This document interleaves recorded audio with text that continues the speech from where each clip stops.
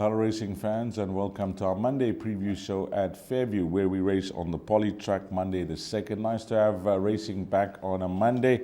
It's not usually there these days, but Monday it is there, and it's on the poly track. What's happening? Well, it's 8 races on the go on the poly track. I trust you, the valued racing fan, as well. Looking forward to crack the week off with a bang, because it looks like a fairly decent card. But to tell us more, as always, is Grant Paddock. Grant, double header for you guys, Friday and Monday, but hopefully we can kick things off nicely on this Monday. Yeah, morning D's, morning punters here. Monday racing's back in Port Elizabeth on the poly. Hopefully we can start the week off with a good note. Well done to the Springboks last night on a very, very good win. And hopefully we can keep it going through the week. Yeah, fantastic for the bomb squad, as they are known, because at one stage of that game it looked like we were going to get down, but these boys never let down. They managed to get up. Brilliant. The world champion team, I call them. Race number one at 4-1 Grant, number 2 at 2-1. 3 is a scratching, equipment change, number 4, blinkers on, tongue tie off. Number 5 at 9-2. 6 is at 5-2. See, the blinkers are on and the tongue tie is on there. You know, sometimes I wonder how these guys do it. I'm talking about the fixed odds betting market, because this horse, I know it's debuting in the province, etc., Grant, Kelly Mitchley's runner, but on the Joburg form, they got the horse up at 5-2. These guys are too clever sometimes, aren't they? Yeah, these will listen. I think it opened up 4.5 to 1, if I'm not mistaken. There was a bit of early money, and then when the 3 horse came out, it did shorten again. There was an adjustment. What I can say about the horse is doing extremely well at home. They are expecting a massive run. Blinkers, tongue tie added. Work has been solid, especially final workout, winning work, and they're very confident for a massive run from the 6 Sierra Sky. I'll be tipping the 6 to beat the 2 Best Intentions, who had a lot of opportunities, drawn out at 8. Got a bit of work to do from that draw. And then the 5 Tune again is always there and thereabouts.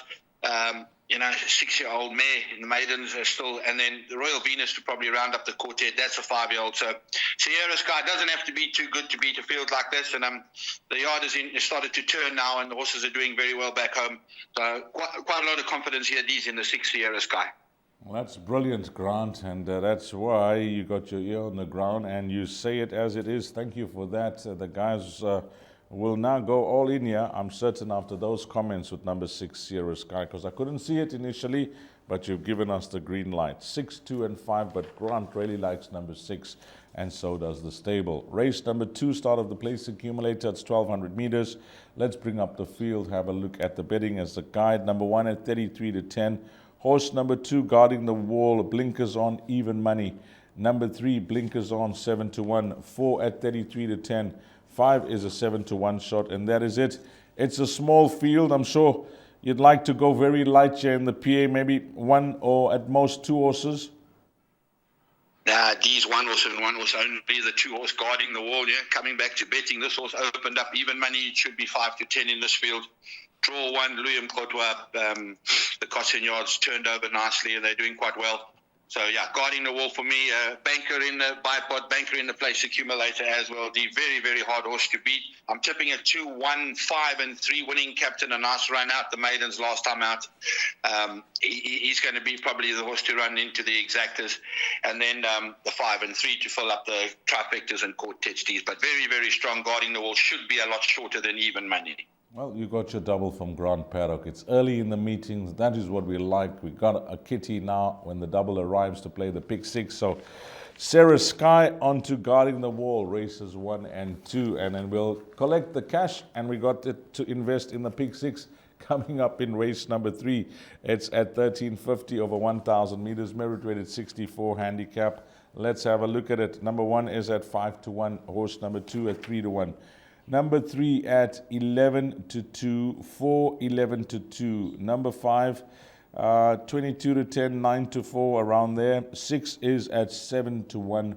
7 is a scratching, and that is it. So we got 8 runners go to post. It looks competitive the way they got these horses priced up, Grant. I initially liked number 2, Mr. Bow Delicious. Then I had a look at the weight, and then I said, maybe I should include something else. Not that there's a big spread of weight here beside numbers 8 and 9, but how about a horse like Knock 'Em Stiff? Yeah, 100% D's. I made it a two-horse race between Mr. Bodacious and Knock 'Em Stiff. I just want to say that according to the weather report, the wind guru, there's a big tailwind coming through tomorrow, gusting up to 65.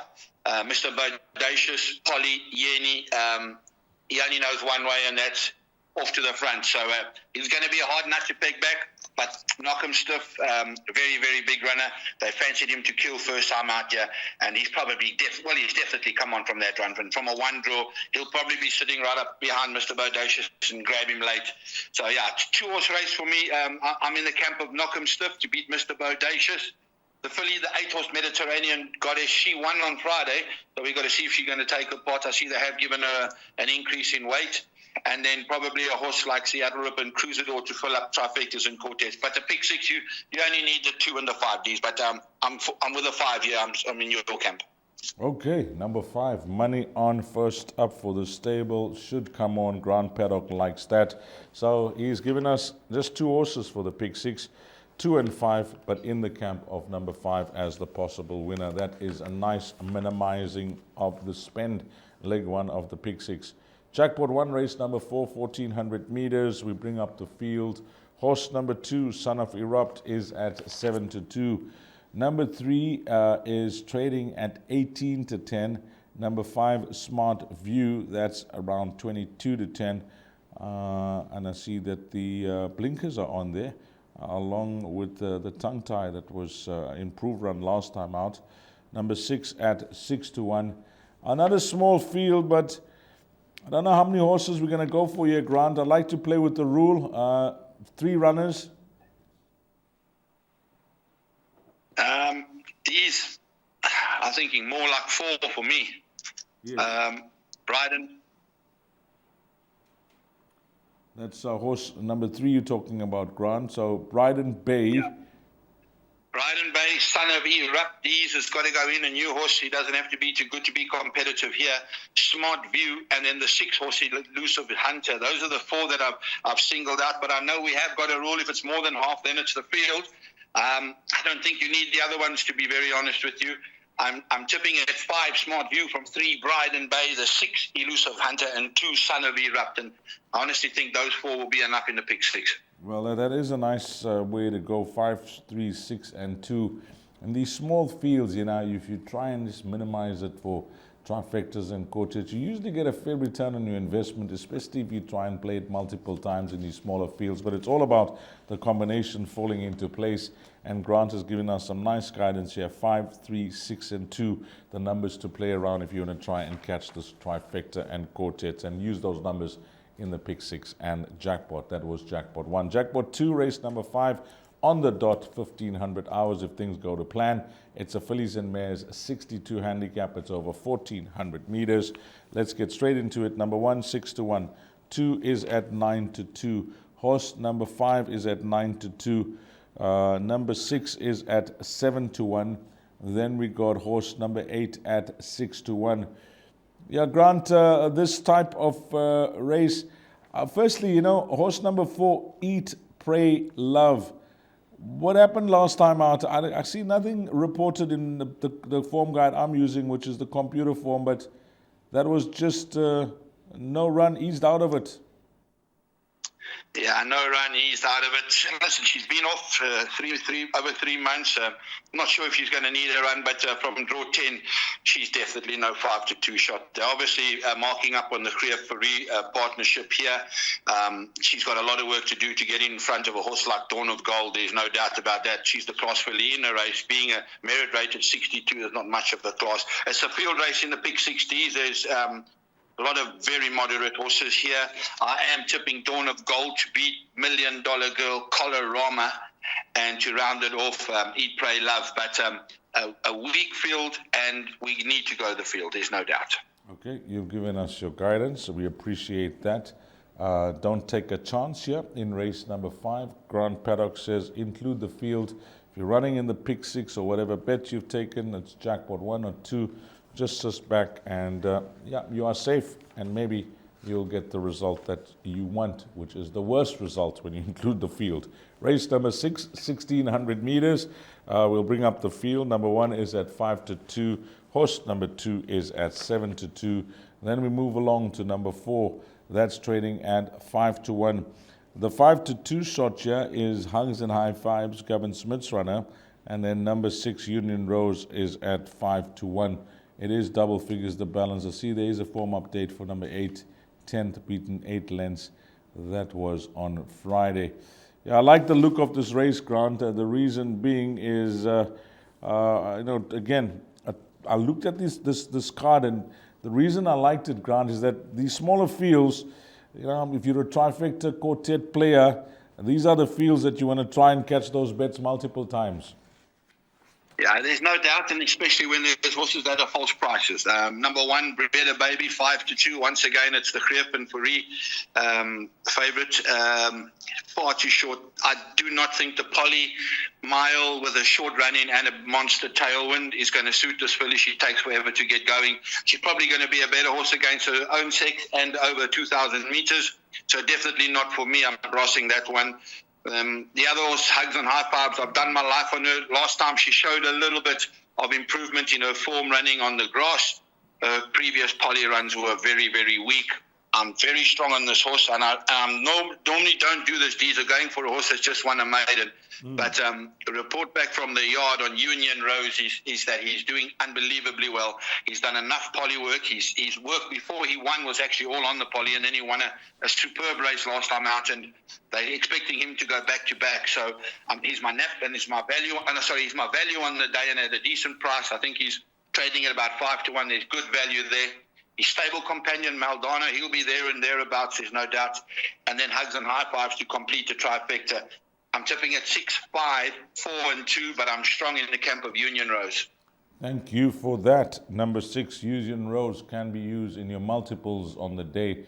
Grant was very strong with races 1 and 2. And then maybe it could be race number 6 where you close things off with a treble or a patent, or however you want to play it. Race number 7, 2,200 meters, merit rated 64 handicap. Number 1 at 3-1, number 2 at 2-1, number 4 at 8-1, 6 is a 7-1 shot, and then we got number 9 at 5-1.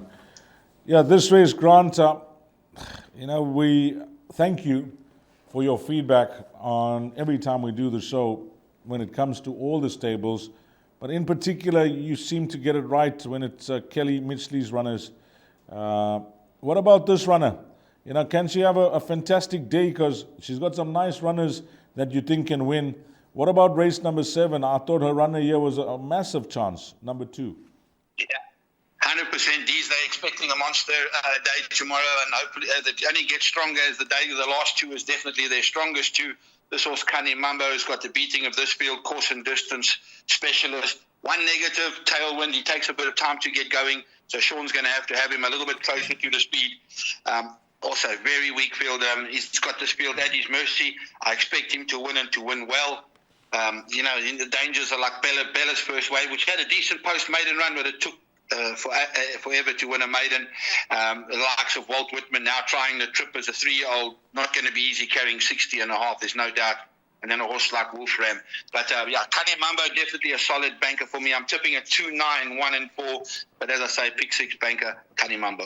Well, there you got it. Again, another green light. Well, I'm getting excited about this race card on Monday. I can't wait. Grant Paddock's giving us a lot of confidence, and he usually gets it spot on. He doesn't shoot with a blindfold when he hits those bullseye. He knows exactly what he's doing. 2 a banker, about 9, 1 and 4. That could be a nice exacta for just 3 rand. Race number 8, we close things off over 2,000 meters. It's a conditional maiden, so take note of that. Let's bring up the field. Number 1 at 5-1. Number 2 at 15-10. Horse number 3 at 6-1. Number 4 at 7-2. 6 is a 6-1 shot. 7 at 7-1. And 8 is a scratching. Well, you close things off on a high. I must compliment you for that on a Friday with that snake runner. That was generously priced up as well when we did the show. and you said that should be hard to beat. You were on the mark there. You know, this race meeting, you seem to like a lot of horses, Grant, and especially, you know, in the early part of the meeting and race number 7, you've given us some confidence. Can we end off with confidence, or is this, you know, a bit of an iffy race? No, this is a confidence race. Be very surprised if this horse number 2, Global Reef, gets beaten. The work that he's done on the poly and the horses that he's galloped with, he'll be too strong for this field. If everything goes his way, he'll be too strong. You've got to take a look at a couple of horses that ran on Friday. Sundrop, Take a Mulligan. We just got to watch if they're going to take their places here.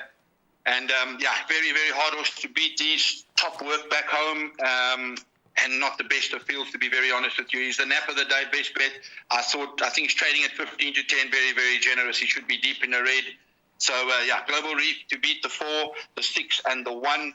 But a lot of confidence. We're going to finish with a banker. And I think the Michelin Yard is one of those Yankee days. Well, it looks that way. You've given us some proper, real information for this race card, Grant. And I hope that it all falls into place. Let's get to your suggested bets. Grant, it's up on screen. Thank you very much, Dees. My best bet, race 8, number 2, Global Reef. My value bet is race 6, number 6, Union Rose. And the suggested bets of bipod goes as follows. We open with a banker 6, by banker 2, by 2 and 5, by 3 and 5, by 2 and 6, by 4, 5, 6 for 24 Rand. Well, I told you at the top of the show, Grant, that I liked the card, but I must admit, after listening to you, I have to change that. I love the card for this Monday. Thank you very much for your time.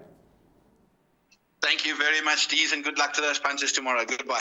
And on behalf of Gallop TV, Grant Paddock, myself, Dees Nine, and to you, the valued racing fans, well, you heard it. Grant Paddock is confident with a few runners on this Monday, and hopefully, fingers crossed, we'd really like things to fall into place and get this Monday off to a bang. Have a blast, find all the winners. And until we meet again, you take care. Salaniga Ashle.